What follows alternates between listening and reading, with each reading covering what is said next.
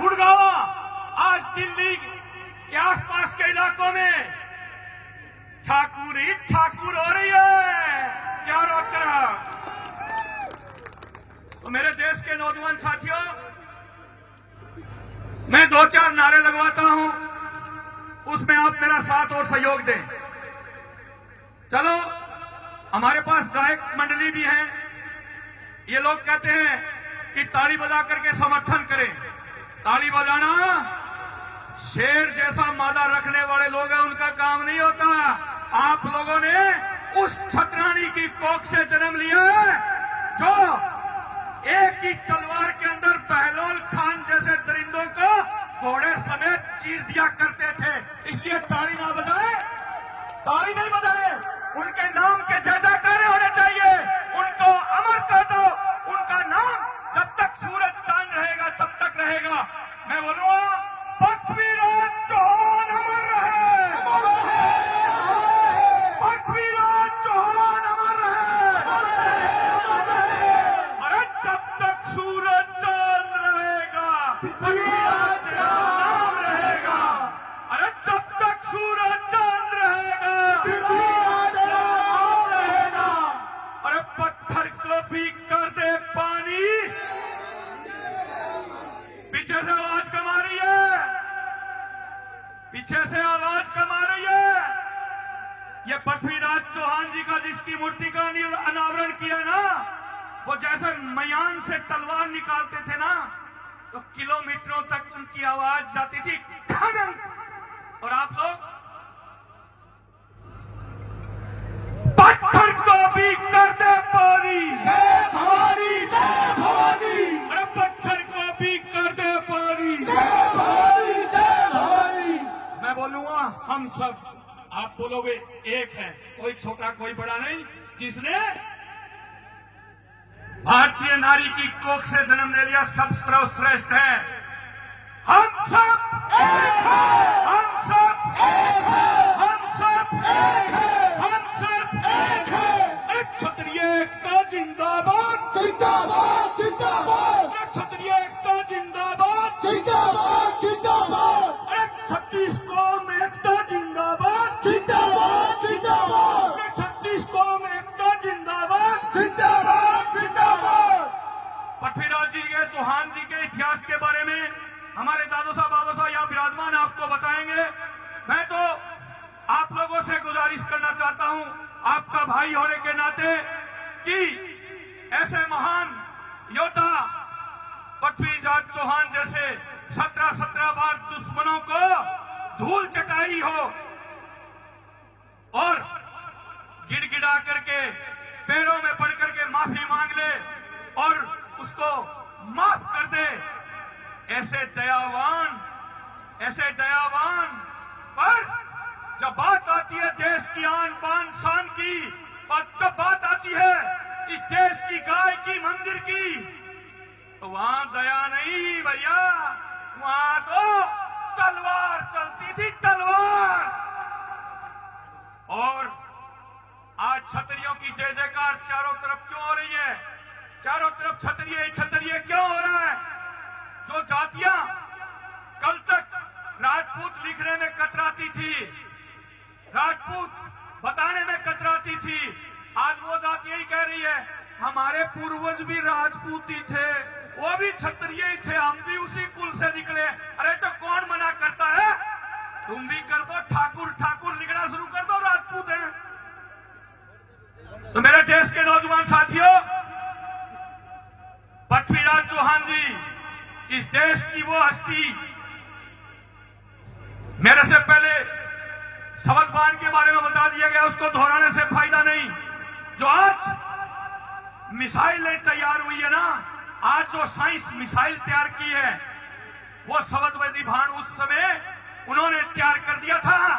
जहां आज मिसाइल जहां फिक्स कर दी जाती है ना, वहीं जाके गिरती है। तो शबद वेदी भान जो आवाज आती थी ना, उसी के जाके लगता था और वो दरिंदा जमीन पर चित हो जाता था।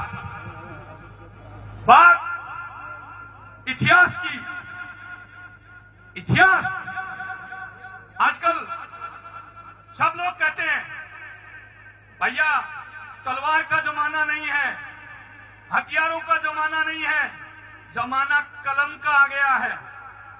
मानता हूं मैं भी, मेरा युवा भाइयों से मैं भी कहता हूं, पढ़ो लिखो और कामयाब बनो और आगे बढ़ो।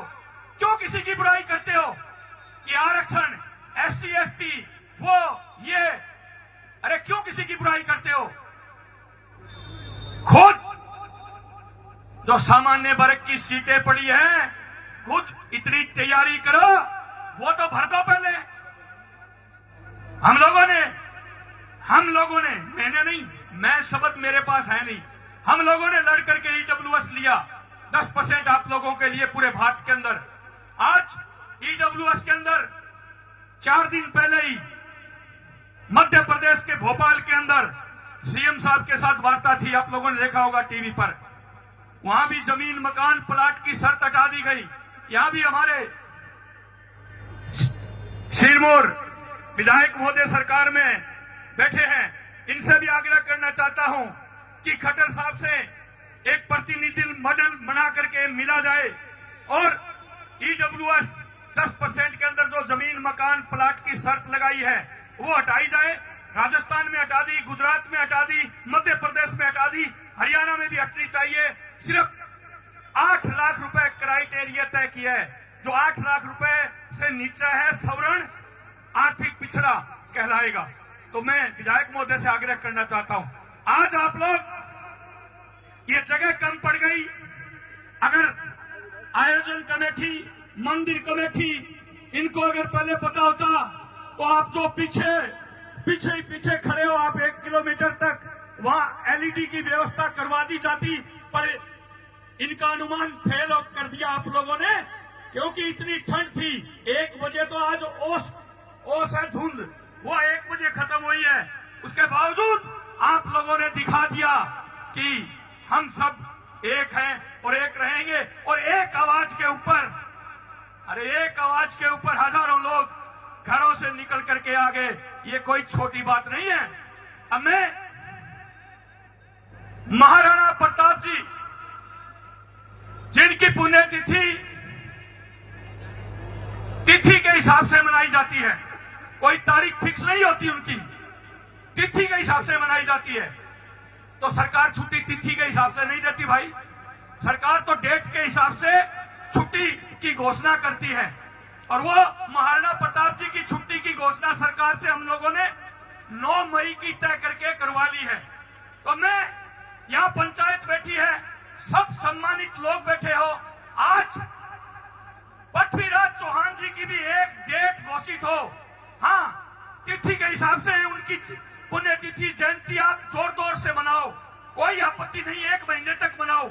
और जब सरकार तिथि के हिसाब से छुट्टियां नहीं देती, डेट के हिसाब से छुट्टी देती है, पृथ्वीराज चौहान जी की भी एक डेट जो पंचायत बैठी है यहां, ये निश्चित करे, और सरकार से हम मांग करेंगे कि उस दिन सार्वजनिक अवकाश घोषित किया जाए। तो मेरे देश के नौजवान साथियों, आज राजपूत समाज की यह स्थिति क्यों है? तो राजपूत समाज, लाखों बीघा जमीनें होती थी, ये बड़े बड़े गढ़ है ना, मेहरानगढ़ है, आमेर का किला है, बीकानेर का जूनागढ़ किला है, जितनी भी गढ़ प्रॉपर्टियां हैं, जयपुर के अंदर SMS हॉस्पिटल है, SMS स्टेडियम है, यहां भी गढ़ और किले हैं, ये सब ठाकुरों के पास होते थे, और लाखों बीघे जमीनें ठाकुरों के पास होती थी। पर जब बात आई देश की समानता की, जब बात आई देश की एकता की, जब बात आई देश की अखंडता की, तो मेरे दादो साहब, बाबू साहब, हमारे पूर्वजों ने 562 प्लस 3 565 रियासतें इस देश को दान में दे दी कि ये देश समान रहे। मेरे देश के नौजवान साथियों, फिर कुछ तो नेता लोग, ये बात मैंने पहले भी कह दी थी, कोई अपने आप पर ना ले, कुछ तो नेता लोग और कुछ फिल्मों के भांड ठाकुरों को बदनाम करने का काम किया। अरे और मेरे देश के नौजवान साथियों,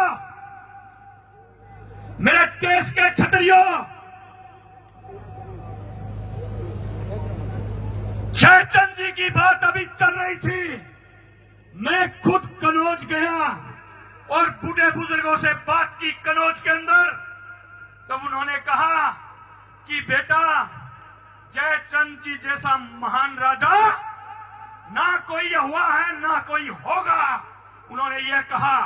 पर हमारे देश के नेताओं ने, राजनेताओं ने वोट बटोरने के लिए किसी का भी उदाहरण देते हैं, कोई गलत काम करता है, कहते हैं ये तो जयचंद हो गया। अरे ऐसे महान राजा को गद्दार की जो उपाधि देते हैं, उनको वही काले झंडे दिखाओ और उनसे बात नहीं बढ़े तो जूतों की माला पहना करके उनका स्वागत करो। मेरे देश के नौजवान साथियों, जयचंद जी जैसा महान राजा हुआ नहीं मेरे देश के नौजवान साथियों। इसके अलावा फिल्मों के लोग हमारे इतिहास के साथ हमेशा छेड़छाड़ करते हैं। ये बैठे 9 दिन जेल भी रह करके आए, उस समय हम पूरे भारत के अंदर लड़ रहे थे मां पद्मावती की अस्मिता के लिए। तो इन फिल्मी भांडों ने पिक्चर का क्या कि अलाउद्दीन खिलजी जो दरिंदा और मां पद्मावती के बीच प्रेम प्रसंग प्यार दिखाया छीन। अरे मैं पूछना चाहता हूं, अगर मां पद्मावती को प्यार और प्रेम करना होता तो हंसते हंसते 16,000 छतरानियों के साथ जौहर कुंड को, अग्नि को नहीं अपनाती। वो प्यार प्रेम करना होता तो हंसते हंसते अग्नि कुंड को अपना लिया। तभी तो आज ये हिंदुस्तान और हर हिंदू और हर क्षत्रिय सर उठा करके मूंछों पर मरोड़ी लगा करके चलता है। मेरे देश के नौजवान साथियों, ये मूंछ है ना मूंछ, कहते ना क्या मूंछ का बार। ये मूंछ जिन्होंने नहीं रखी है वो अन्नतर ना ले। इस बात को मैं पहले भी कह रहा हूं, अपने आप पर मत लिया करो। जिनके पास ये मूंछ नहीं है, ये मूंछ तो इसका नाम है जब फ्यूल गाड़ी डिब्बों में जाती है, कच्चे रास्ते पर जाती है और कहीं भी मिट्टी के अंदर फ्यूल गाड़ी होती है, वो धंस जाती है, रुक जाती है, तब 4x4 गेयर लगाना पड़ता है। तो मैं तो कहना चाहता हूं, कहीं भी विपत्ति आ जाए, अगले दुश्मन 10 और आप एक हो तो मूंछ हो ना, मूंछ के मरोड़ी लगा करके 2 बार बोल देना, जय मां भवानी, जय मां भवानी। मां भवानी की कसम, उन 10 पर आप अकेले भारी पड़ोगे।